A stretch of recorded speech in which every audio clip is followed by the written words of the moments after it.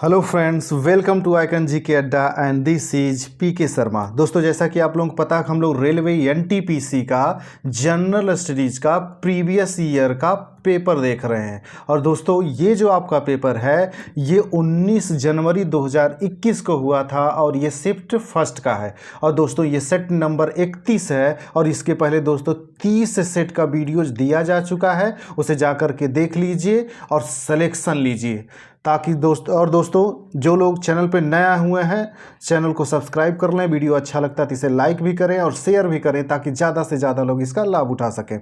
ठीक है दोस्तों, हम आते हैं अपने पहले क्वेश्चन पे। हमारा पहला क्वेश्चन है दोस्तों, मानव वृद्धि हार्मोन किस ग्रंथि द्वारा स्रावित होता है? तो दोस्तों, ये पिट्यूटरी ग्रंथि का जो अग्र ग्लोब होता है उससे होता है। दोस्तों, यहाँ कंफ्यूज मत होना, अग्र ग्लोब और पश्च ग्लोब दोनों है।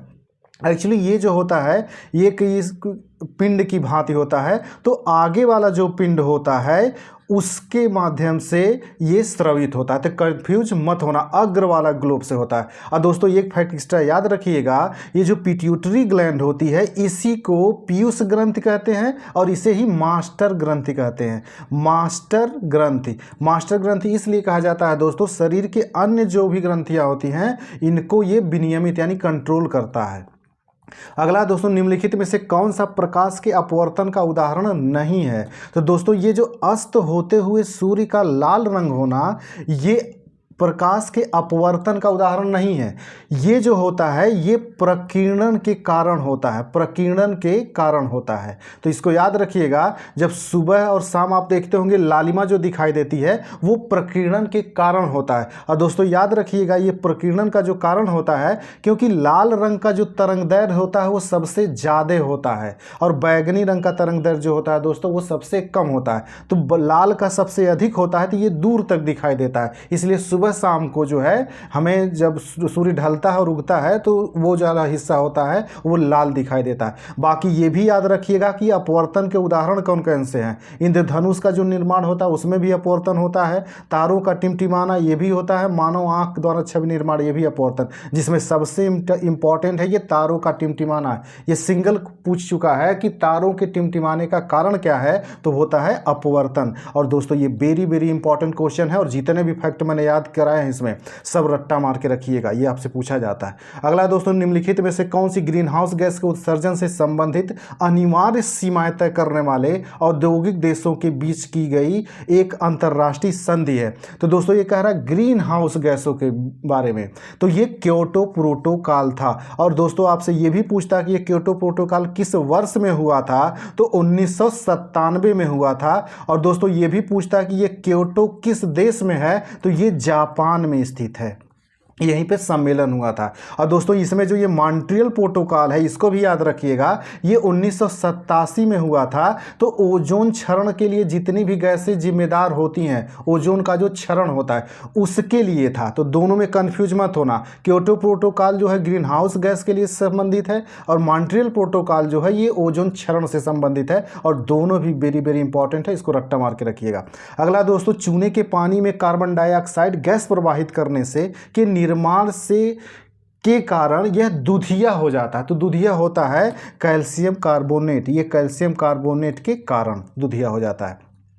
अगला दोस्तों, हार्ड डिस्क किस प्रकार की स्टोरेज डिवाइस है? तो दोस्तों, हार्ड डिस्क जो है आपकी ये द्वितीयक स्टोरेज डिवाइस है। और दोस्तों, ये कंप्यूटर का इंपॉर्टेंट क्वेश्चन, इसको रट्टा मार के रखिएगा, ये पूछता है। अगला दोस्तों, एक पेटाबाइट जो होता है वो कितने के बराबर होता है? तो एक पेटाबाइट जो होता है 1024 टेराबाइट के बराबर होता है, 1024 टेराबाइट के बराबर होता है। और ये भी वेरी वेरी इंपॉर्टेंट क्वेश्चन है, आपके रेलवे में ही ये कई बार रिपीट कर चुका है।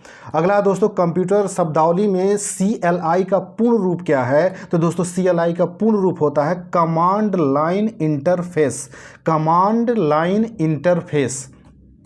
अगला दोस्तों, NaCl और NH4Cl के मिश्रण को पृथक करने के लिए निम्नलिखित में से किस विधि का उपयोग किया जाता है? तो दोस्तों, इसके लिए ऊर्ध्वपातन विधि का उपयोग किया जाता है। और ये दोस्तों इंपॉर्टेंट क्वेश्चन है और टफ भी है, इसको रट्टा मार के रखिएगा, ये ऐसे क्वेश्चन रिपीट होते हैं। अगला दोस्तों, इन्वेटोरियल प्लेट पर कोशिका के केंद्र में गुणसूत्रों का संरक्षण माइटोसिस के किस चरण का गठन करता है? तो दोस्तों ये मेटाफेज होता है। मेटाफेज का जो चरण होता है उसमें होता है। अगला दोस्तों, किसी परिपथ में विद्युत धारा के प्रवाह की दिशा को दर्शाने के लिए किस उपकरण का उपयोग किया जाता है? तो दोस्तों इसके लिए गैल्वेनोमीटर होता है। दोस्तों याद रखिएगा, विद्युत धारा के प्रवाह की दिशा यानी कि इलेक्ट्रॉन किधर की तरफ बह रहे हैं ये जानने के लिए गैल्वेनोमीटर का प्रयोग किया जाता है। लेकिन ए मीटर जो होता है दोस्तों, इससे विद्युत धारा की माप की जाती है। तो कंफ्यूज मत होना, विद्युत धारा की माप करनी है तो ए मीटर, अब विद्युत धारा के प्रवाह की दिशा जाननी है तो उसके लिए गैल्वेनोमीटर होता है। और दोस्तों ये वोल्ट मीटर जो होता है, ये वोल्ट मीटर से विभव ज्ञात किया जाता है। अगला क्वेश्चन है दोस्तों, इसमें किस भारतीय राज्य में सबसे अधिक अभ्रक भंडार है? तो दोस्तों सबसे अधिक अभ्रक भंडार जो है ये आंध्र प्रदेश में है। और दोस्तों ये कई बार क्वेश्चन पूछा जा चुका है, इसको रट्टा मार के रखिएगा।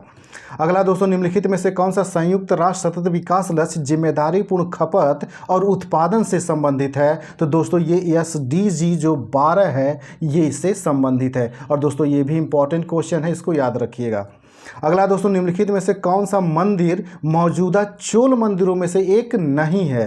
तो दोस्तों कंपहारेश्वर जो मंदिर है ये चोलों द्वारा निर्मित मंदिर नहीं है। बाकी गंगा कोंड चोलपुरम मंदिर, बृहदेश्वर मंदिर और ऐरावतेश्वर मंदिर ये चोलों द्वारा निर्मित है। जिसमें से याद रखिएगा दोस्तों, ये जो बृहदेश्वर मंदिर है ये राज प्रथम ने बनवाया था। राज प्रथम ने, ये इसको याद रखिएगा और ये कई बार पूछा गया है। और ये गंगई कोंड चोलपुरम जो मंदिर है ये राज प्रथम का जो बेटा था उसने बनवाया था। अगला दोस्तों, विश्व में गेहूं का सबसे बड़ा उत्पादक देश कौन सा है? तो दोस्तों सबसे बड़ा उत्पादक देश चीन है और आज भी वर्तमान में भी ये चीन ही है। अगला दोस्तों, विक्रमादित्य किस प्रसिद्ध गुप्त शासक का एक अन्य नाम है? तो दोस्तों इसका अन्य नाम है चंद्रगुप्त द्वितीय। ये चंद्रगुप्त द्वितीय था दोस्तों जिसने विक्रमादित्य की उपाधि धारण की थी। और दोस्तों याद रखिएगा, इसी के दरबार में भी नवरत्न रहते थे। इन्हीं नवरत्नों में कालिदास भी शामिल थे, कालिदास। और दोस्तों जो लोग इस चैनल पर नया हो चैनल को सब्सक्राइब कर लें, वीडियो अच्छा लगता है तो इसे लाइक भी करें और शेयर भी करें ताकि ज़्यादा से ज़्यादा लोग इसका लाभ उठा सकें। अगला दोस्तों, लॉर्ड डलहौजी ने भारतीय राज्यों को हड़पने के लिए निम्नलिखित में से कौन सी नीति अपनाई थी? तो लॉर्ड डलहौजी ने दोस्तों व्यपगत का सिद्धांत या इसी को हड़प की नीति भी कहा जाता है, इसको याद रखिएगा दोस्तों। और ये कई बार पूछा गया है। और दोस्तों याद रखिए, अस्थाई बंदोबस्त जो है ये लॉर्ड कॉर्नवालिस ने लागू किया था 1793 में। लॉर्ड कॉर्नवालिस ने, इसको याद रखिएगा। और दोस्तों अगला क्वेश्चन है, निम्नलिखित में से कौन सी जनजाति नागालैंड से संबंधित है? तो दोस्तों रेंगमा जो है ये नागालैंड से संबंधित जनजाति है। और दोस्तों ये रिपीट किया गया है, इसको याद रखिएगा। अगला दोस्तों, इदुक्की बांध किस नदी पर बनाया गया है? तो दोस्तों ये जो है ये पेरियार नदी पर बनाया गया है। और दोस्तों ये भी पूछता है कि ये जो इदुक्की बांध है किस राज्य में है? तो याद रखिएगा ये केरल राज्य में है। अगला दोस्तों, एशिया का सबसे बड़ा बस टर्मिनल कौन सा है? तो दोस्तों बस टर्मिनल जो है चेन्नई स्थित चेन्नई मोफसिल बस टर्मिनल है। अगला क्वेश्चन है दोस्तों, प्रसिद्ध संस्कृत नाटक स्वप्न वासव दत्ता किसने लिखा था? तो दोस्तों इसको भास ने लिखा था। और दोस्तों ये वेरी इंपॉर्टेंट क्वेश्चन है, ये कई बार पूछा गया है, आगे भी पूछा जाएगा। और दोस्तों याद रखिएगा, इसमें जो अलग दिया गया है, जयदेव जो है दोस्तों, जयदेव की जो रचना है वो गीत गोविंद है, गीत गोविंद इनकी रचना है। और कालिदास की रचना दोस्तों आप लोग जानते हो, जैसे मेघदूतम हो गया, अभिज्ञान शाकुंतलम हो गया, रघुवंश हो गया, ये सब कालिदास की रचना है। और दोस्तों शूद्रक की जो रचना है इसको मृच्छ कटिकम बोलते हैं, मृच्छ कटिकम। और दोस्तों ये जितने भी किताबों का नाम मैंने बताया सब इंपॉर्टेंट है और सब पूछे गए, इसलिए अच्छे से ध्यान से सुन लीजिएगा और इसको रट्टा मार के रखिएगा। अगला दोस्तों, किसी वयस्क द्वारा किए गए अकुशल मानवीय कार्य के लिए प्रत्येक परिवार को एक वित्तीय वर्ष में कम से कम 100 दिन का गारंटी शुदा पारिश्रमिक आधारित रोजगार प्रदान करना भारत सरकार के किस प्रमुख कार्यक्रम का उद्देश्य है? तो दोस्तों ये मनरेगा का है। और दोस्तों ये भी पूछता है कि इसका नरेगा से कब नाम मनरेगा हो गया? तो 2009 में। अगला दोस्तों, भारत की ओर से सेक्टर इंडस्ट्रीज में निम्नलिखित में से क्या शामिल नहीं है? तो दोस्तों ये जो कोर सेक्टर में, याद रखें दोस्तों, ये कोर सेक्टर इंडस्ट्री में क्या शामिल नहीं है? तो इसमें चीनी शामिल नहीं है। दोस्तों कोर सेक्टर में 8 शामिल होते हैं, 8 इंडस्ट्री जो होती हैं 8 प्रकार के, वो शामिल होती है, जिसमें चीनी शामिल नहीं है।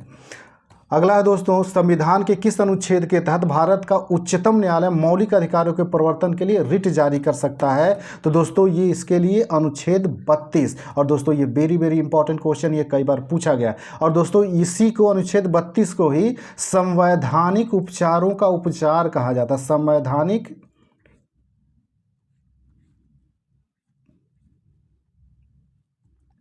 अगला क्वेश्चन है दोस्तों इसमें, लोकसभा अध्यक्ष का चुनाव किसके द्वारा किया जाता है? तो दोस्तों लोकसभा का जो चुनाव होता है लोकसभा के सभी सदस्यों द्वारा, यानी लोकसभा के सभी सदस्य जो होते हैं लोकसभा के अध्यक्ष और उपाध्यक्ष दोनों का चुनाव करते हैं। तो याद रखिएगा, अध्यक्ष का भी और उपाध्यक्ष का भी। और दोस्तों ये इंपॉर्टेंट क्वेश्चन है, ये क्वेश्चन कई बार आया हुआ है, आपके आरपीएफ कांस्टेबल का रिपीटेड है।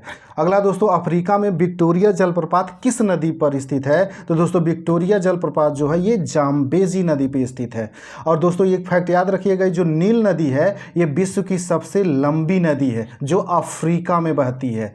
ये कहाँ पे है? अफ्रीका महाद्वीप में है। और दोस्तों जो लोग चैनल पे नया हो चैनल को सब्सक्राइब कर लें, वीडियो अच्छा लगता है तो इसे लाइक भी करें और शेयर भी करें ताकि ज़्यादा से ज़्यादा लोग इसका लाभ उठा सकें।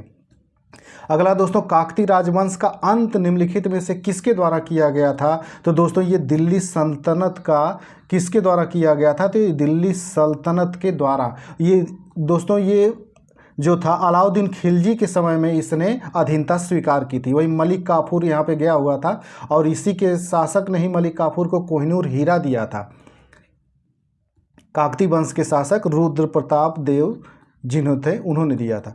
अगला दोस्तों, लॉर्ड चेम्सफोर्ड ने 1919 में जलियांवाला बाग की घटना की जांच के लिए किस समिति का गठन किया था? तो दोस्तों इसे हंटर समिति नाम दिया गया था, हंटर समिति। और दोस्तों ये वेरी वेरी इंपॉर्टेंट है। तो दोस्तों याद रखिएगा, ये जो दिया गया है जलियांवाला बाग घटना, ये कब हुई थी ये भी याद रखिएगा। तो ये 13 अप्रैल 1919 को हुआ था और पंजाब में हुआ था, पंजाब के अमृतसर में।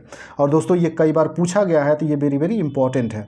अगला दोस्तों, निम्नलिखित भारतीय संविधान के अनुच्छेदों में से कौन से अनुच्छेद में राज्यों में विधान परिषदों के गठन के लिए प्रावधान किया गया? तो दोस्तों ये विधान परिषद का गठन के लिए अनुच्छेद 169 है। और दोस्तों ये वेरी वेरी इंपॉर्टेंट क्वेश्चन है, ये आपके रेलवे में कई बार पूछा गया है और आरपीएफ कांस्टेबल में ये रिपीटेड है, सीधे सीधे ये रिपीट किया हुआ क्वेश्चन है, तो इसको रट्टा मार जाइएगा।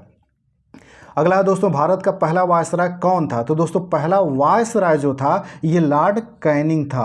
और दोस्तों यही लॉर्ड कैनिंग के समय में ही याद रखिएगा कि 1857 का जो विद्रोह हुआ था इसी के समय में हुआ था, लॉर्ड कैनिंग के समय में ही।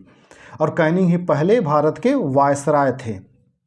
दोस्तों जो लोग चैनल पर नया हुए हैं चैनल को सब्सक्राइब कर लें ताकि उन्हें समय से वीडियोज मिलता रहे। और दोस्तों ये आपका लास्ट क्वेश्चन था, हम मिलते हैं अगले वीडियोज में, तब तक के लिए नमस्कार, जय हिंद।